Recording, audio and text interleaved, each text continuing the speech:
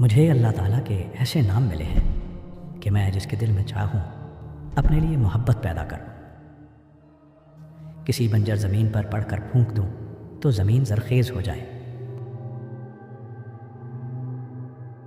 مٹی پر پڑھ لوں تو مٹی سونا بن جائے۔ یہ تحفہ مجھے ملا تھا حضرت خواجہ اویس کرنی رحمۃ اللہ علیہ سے۔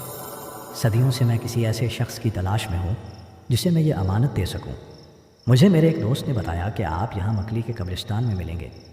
میرا دوست، آپ شاید اسے باورچی جن کہتے ہیں؟ جی بالکل۔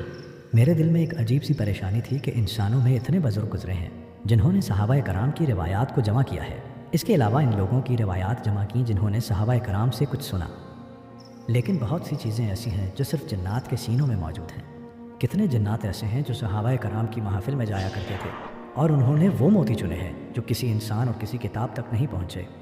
لیکن اب مجھے تسلی ہے کہ آپ نے جنات کی ان روایات کو اپنے پاس جمع کیا، کیونکہ جو تحفہ میں آپ کو بتانے جا رہا ہوں وہ شاید کسی انسان نے خواجہ اویس کرنی رحمۃ اللہ علیہ سے نہ سنا ہو، نہ اسے کسی کتاب میں نقل کیا ہو۔ جی ضرور بتائیں، میں بھی آپ کو ایک تحفہ دوں گا۔ میرے پاس ایک ایسا انوکھا عمل ہے جو مجھے ایک جن نے بتایا تھا۔ وہ جن کیا تھا؟ بس رازوں کا ایک جہان تھا۔ میری ساری زندگی جنات کے ساتھ گزری ہے، لیکن جو کائنات کے راز مجھے انہوں نے بتائے اور جو مجھے اس پر حیرت ہوئی، کئی دنوں تک میں اس کے خیال سے باہر نہ آ سکا۔ انہوں نے مجھے 3 ایسے تحفے دیے جو مجھے اس دنیا میں شاید ہر چیز سے زیادہ عزیز ہیں۔ پہلے آپ اپنی بات جاری رکھیں، پھر میں آپ کو اپنی کہانی بتاتا ہوں۔ چلیں تو میں اپنا واقعہ شروع کرتا ہوں۔ میری زندگی میں جو کمال آپ کو نظر آ رہا ہے یہ ہمیشہ سے ایسے نہیں تھا۔ آج سے تقریباً 1400 سال پہلے میں ایک چھوٹا سا تاجر تھا، انسانوں کے درمیان رہتا اور انسانی شکل میں ان کے ساتھ تجارت کرتا تھا۔ میں مکہ سے کھجوریں خرید کر مختلف شہروں میں بیچ کر اپنا گزر بسر کرتا تھا۔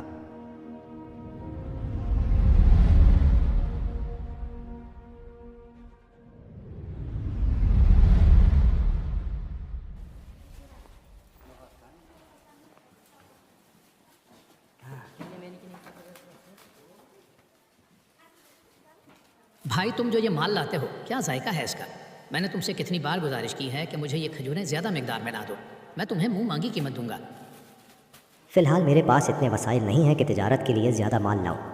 کافی عرصہ ایسے چلتا رہا، پھر ایک دن ایک عجیب واقعہ ہوا۔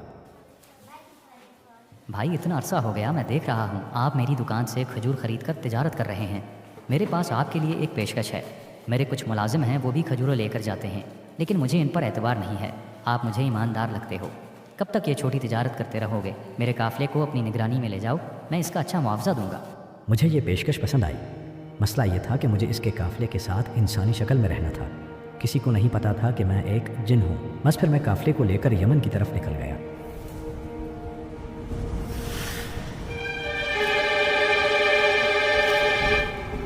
استاد یہ قافلہ کافی بھرا ہوا نظر آ رہا ہے، آپ کی اجازت ہو تو دھاوا بول دیں۔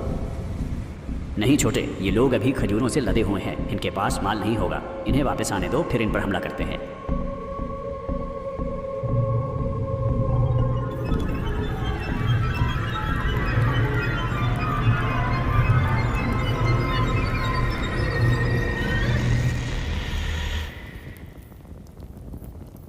آپ پہلے کبھی یمن گئے ہیں؟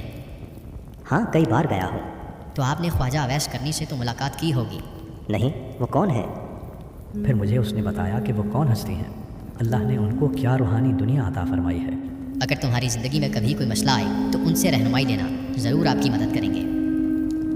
خیر ہم سفر کرتے کرتے یمن پہنچ گئے۔ واہ بھائی واہ، یہ ہوئی نا بات، آج تو تم نے خوش کر دیا۔ مجھے ایسی کھجوریں کہیں نہیں ملتی، میں تمہیں اس کی دگنی رقم ادا کروں گا۔ بس تم جب بھی کھجور لاؤ تو مجھے ہی بیچنا۔ یہ میرے پاس 3 خچر ہیں، ان پر ابھی جتنے درہم ہیں یہ تم لے جاؤ ان خچروں سمیت۔ بہت شکریہ جناب۔ اتنا منافع، اتنا تو کبھی ہمیں زندگی میں نہیں ہوا۔ لیکن ایک مسئلہ ہے، واپسی پر اتنے مال کی حفاظت مشکل ہو جائے گی۔ آج کل راستوں میں کافی لٹیرے موجود ہوتے ہیں۔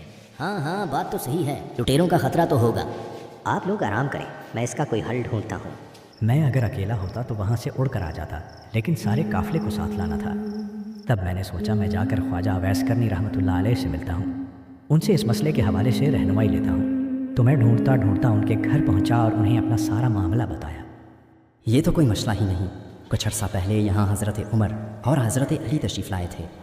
انہوں نے مجھے ایک تحفہ دیا تھا، وہ تحفہ میں تمہیں دیتا ہوں۔ وہ اللہ کے 2 نام ہیں، جو بندہ انہیں پڑھے گا وہ ہر دشمن کے شر سے محفوظ رہے گا۔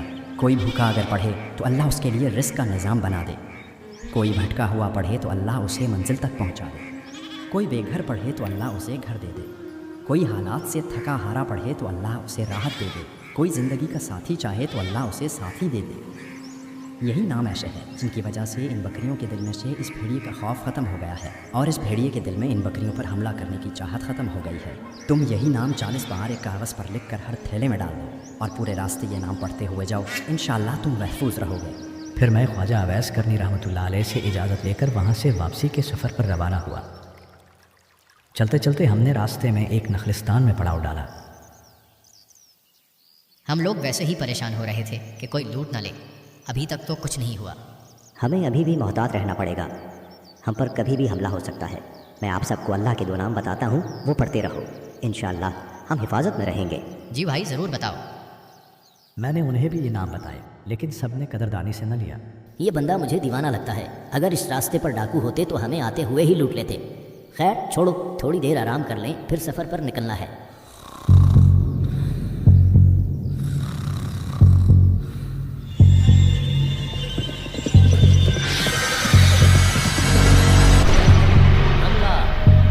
کوئی بچ کر جانے نہ پائے۔ وہیں قزاقوں نے حملہ کر دیا۔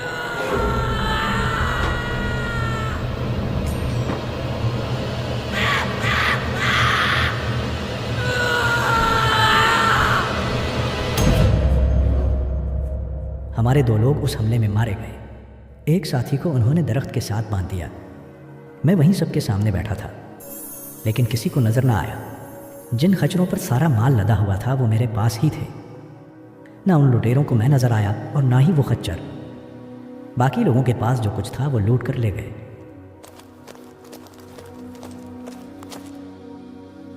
جب وہ لٹیرے وہاں سے چلے گئے تو ہم نے ان کو دفن کیا اور واپس مکہ پہنچ آئے۔